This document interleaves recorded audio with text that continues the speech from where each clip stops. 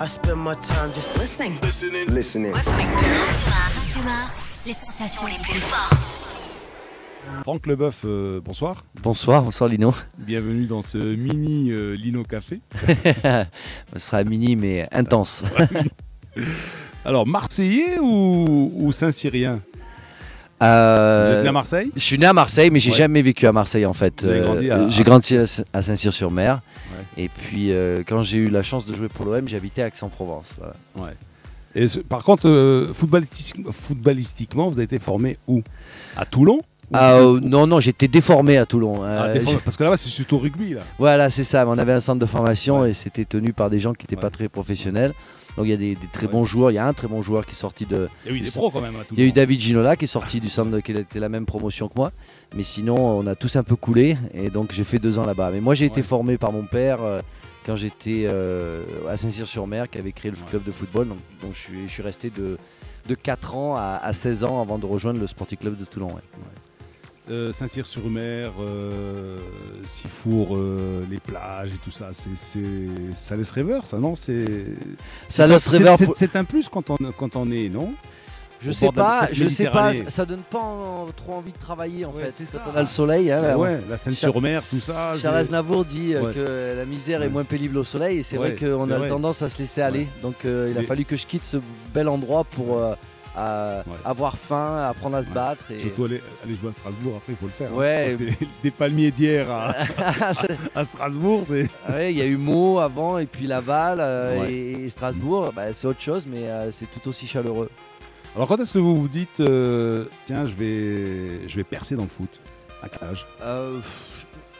Très Vers tôt 14-15 ans, non, 14-15 ans. parce que je pense pas qu'on puisse faire du football sa profession quand je suis plus jeune et j'ai juste envie de me faire plaisir. Et puis il y a des clubs qui commencent à me contacter et là je me dis tiens, les grands clubs, je me dis tiens peut-être qu'on peut faire une carrière de footballeur. Et voilà, j'y pense vers 14-15 ans et puis voilà, ça monte. Ouais. Ça vous a posé un problème avec les études? Un dilemme à un certain moment Mais ou non? Oui, bah, c'est-à-dire que quand je suis rentré au centre de formation la première année, j'ai continué mon bac par correspondance et j'ai passé mon bac français donc en première et j'ai fait une année de première donc et après ils m'ont obligé à arrêter et pour me virer 1 an après donc je me retrouve à 18 ans sans rien quoi, sans travail et sans études non plus. Donc oui, ça a été un choix. À l'époque c'était pas si bien fait que pas autant bien fait que maintenant en tout cas et il fallait faire un choix entre les études et le football. Enfin, 98, c'est passé quelque chose d'extraordinaire. Hein. Oui, mais après coup, c'est bien. Ouais. Mais sur le coup, Ouais, quand vous sur avez le coup, 18 ans et demi, ouais. que vous n'avez rien, je peux vous dire. Le papa que... est dans le foot, je suppose. Non, mon père Non. était chauffagiste plombier et adorait le foot, s'est entraîné avec Copa à l'époque au stade de Voilà. Reims, mais n'a pas eu la carrière qu'il aurait aimé, donc a reporté sur ses enfants cet amour du football. Voilà, donc il vous a pas dit un beau jour, bon, Franck, il faut choisir, hein, les études ou le foot.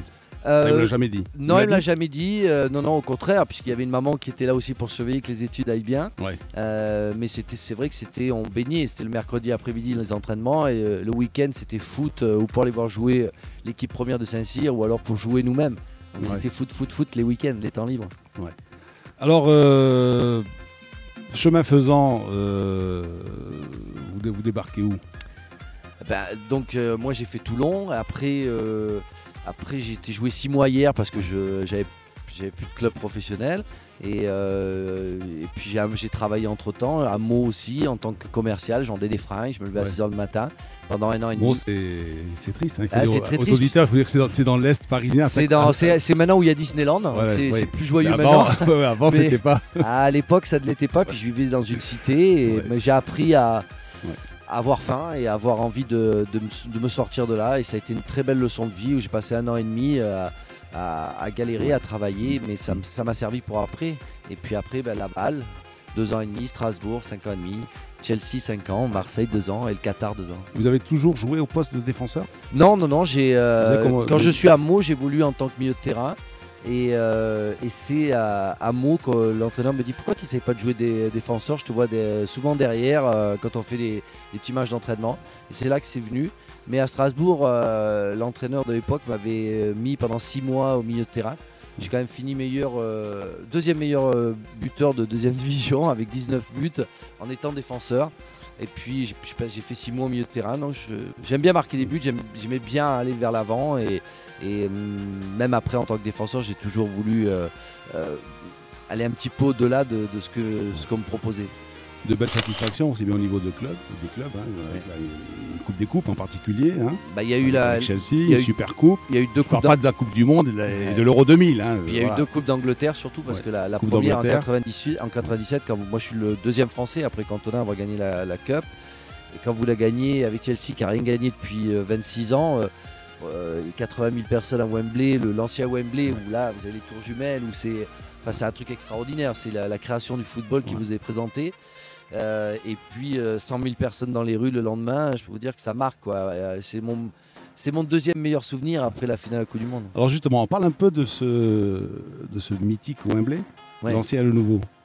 Quand on pense qu'il y a des joueurs comme Platini qui n'ont jamais foulé la pelouse de Wembley par exemple. Il y a des grands qui n'ont jamais mis les pieds là-bas. Je sais, moi j'ai joué 6 fois et c'est phénoménal, quoi. Comme je vous disais, on sent l'essence du football vous prendre quand on monte ce tunnel. Je parle de l'ancien Wembley et on voit les spectateurs arriver avec cette piste pour la course de lièvre autour. Et puis ce God Save the Queen avant le match, je peux vous dire que ça vous prend au trip même si on n'est pas anglais. Et puis la pelouse, il n'y a pas une herbe plus haute que l'autre, c'est magnifique, c'est vraiment très très prenant.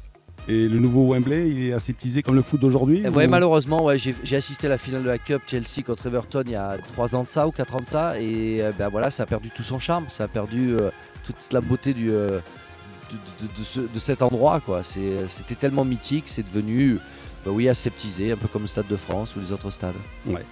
Le foot d'hier et d'aujourd'hui, la différence, qu'est-ce qu'on peut dire? Il y a des choses qui ont changé, notamment le ballon. Puisqu'il n'y a plus les coutures, donc la balle part un petit peu, on dirait un peu un ballon de plage. Il y a toujours la même circonférence, c'est toujours le même point. Oui, mais comme il n'y a plus les coutures, la prise d'air est différente. Et donc on voit les coups francs, les balles qui volent, alors que nous, c'était pas tout à fait comme ça. Sinon, je pense qu'avec Barcelone, qui s'est imposé au niveau mondial et qui a montré qu'il ne fallait pas seulement être costaud pour réussir dans le football, ça donne une autre dimension dont je suis très heureux. Mais sinon, je pense qu'au niveau vitesse, moi je joue en Angleterre, mais au niveau vitesse, je pense que ça n'a pas énormément changé. Mais l'intensité est peut-être un peu plus forte. Et puis les médias sont de plus en plus là. Plus de pression aussi peut-être. Donc je pense qu'il y a un peu plus de pression que nous à l'époque, même si nous, il y en avait déjà pas mal.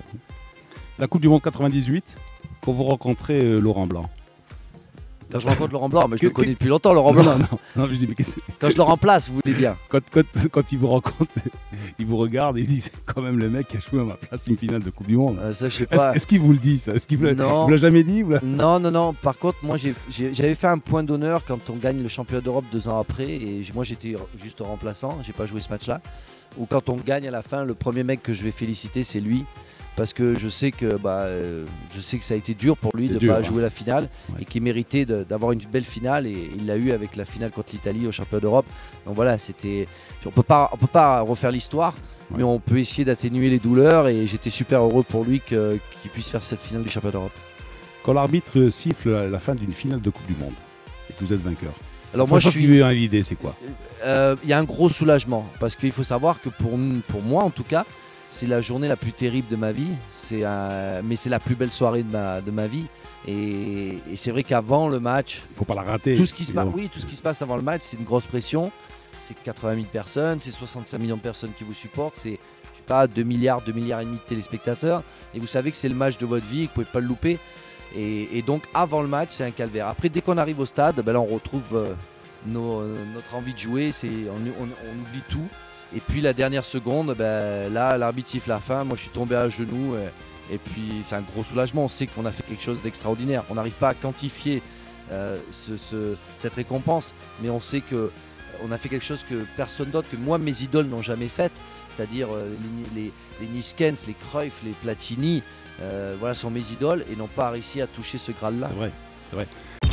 I spend my time just listening. Les sensations les plus fortes.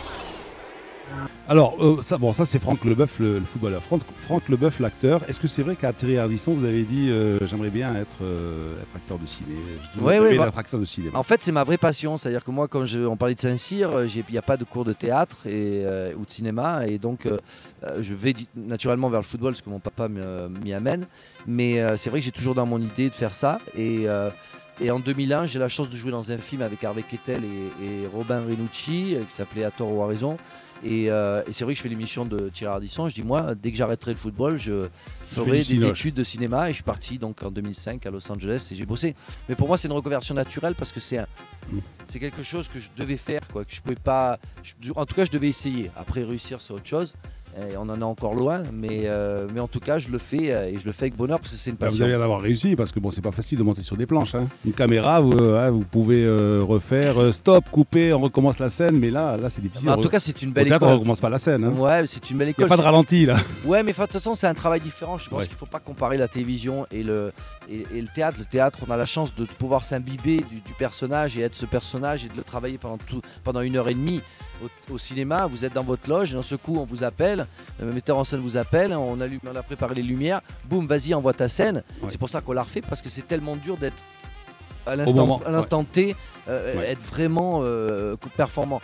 Donc c'est un travail différent. Mais c'est vrai que c'est une expérience extraordinaire de pouvoir être sur les planches et de voyager, et de rencontrer les gens et de leur donner du bonheur. Et moi c'est ma deuxième pièce, donc une à Paris et maintenant en tournée. Et c'est absolument magnifique. Alors voilà de nouveau à Casa. À Casa, vous avez quand même de bons souvenirs, hein, oui. À part la victoire à la Coupe Hassan II. Mais surtout, vous avez préparé au Cercle Athlétique Français de Casablanca, vous avez préparé et la Coupe du Monde et l'Euro 2000.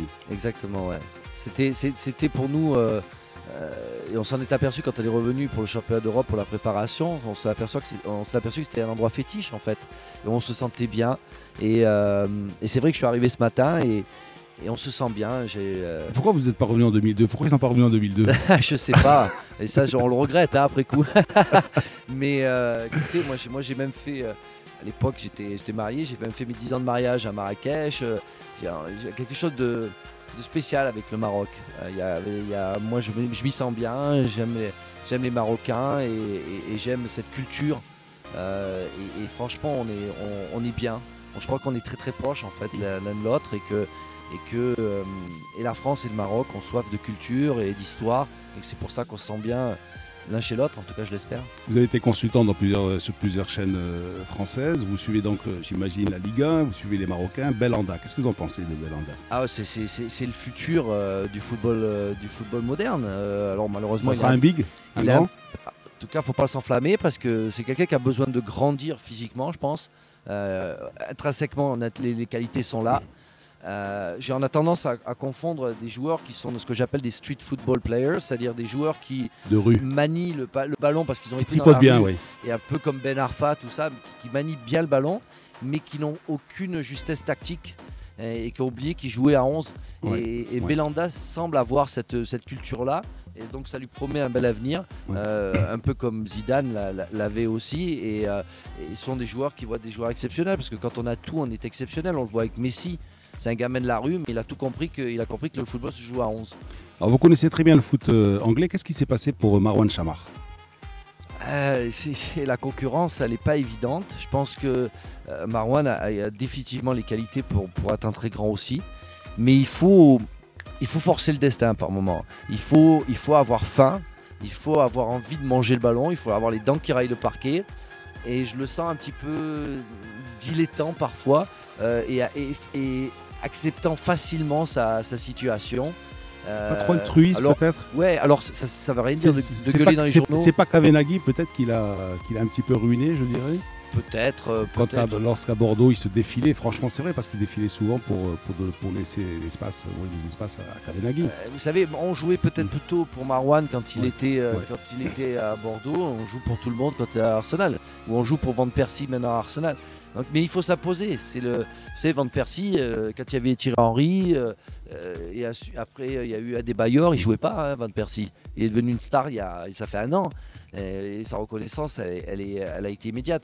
Donc il faut que Marouane soit patient, mais il faut qu'il s'impose, il faut vraiment qu'il montre qu'il a les qualités pour quand il rentre. On ne sent pas qu'il disparaît de suite. On sent pas quelqu'un qui veut le ballon et qui s'impose et qui va essayer de faire la différence. Alors une dernière question, Franck Leboeuf. Les salaires, les droits télé, est-ce que vous n'avez pas peur qu'un jour ou l'autre on va tuer la poule aux œufs d'or? Mais vous savez, moi, dans les années 90, quand j'ai commencé à jouer, je voyais déjà des salaires et je me dis, dans 10 ans, le football, c'est fini. Parce qu'il y a trop d'argent et que c'est n'importe quoi. Et puis, vous savez, il y a des joueurs qui gagnent ce que moi j'ai gagné ils gagnent en un an ce que moi j'ai gagné en 17 ans de carrière. Donc on se dit c'est éternel en fait. Parce qu'il y a des gens, comme les gens du Moyen-Orient ou les Russes, qui sont capables de mettre des sommes folles. Parce qu'en fait, quand on a l'argent et quand on a tous les pouvoirs, ce qui nous manque, c'est la célébrité. Donc ils rentrent dans ce métier-là parce que les médias sont là et donc deviennent des stars. Parce qu'ils injectent de l'argent. Et c'est peut-être la seule chose qui leur manque. Vous savez, moi, je blâme jamais les joueurs parce que on n'a jamais vu un joueur rentrer avec un pistolet et demander cet argent-là. Voilà, ou dire non, c'est trop, quand même, voilà. Non, enlever un zéro. Quand on dit les joueurs, ils sont trop payés, mais si on vous offre 1 million d'euros par mois, je veux savoir qu'il est l'abruti qui va dire non. Quoi. Donc voilà, donc faut arrêter cette polémique-là. Ça vient dans le rugby, c'est venu dans le basket, et ça viendra pour tous les sports qui sont médiatisés parce que il y a des gens qui ont besoin de reconnaissance, qui sont capables de gaspiller des millions, des milliards, et ça sert à d'autres. Et puis vous savez, quand un joueur il gagne de l'argent, c'est qu'il y a derrière tout un système qui s'en met 4 fois plus dans les poches. Merci Franck Leboeuf. Mais merci à vous. Inch'Allah. Inch'Allah. I spend my time just listening. Les sensations les plus fortes.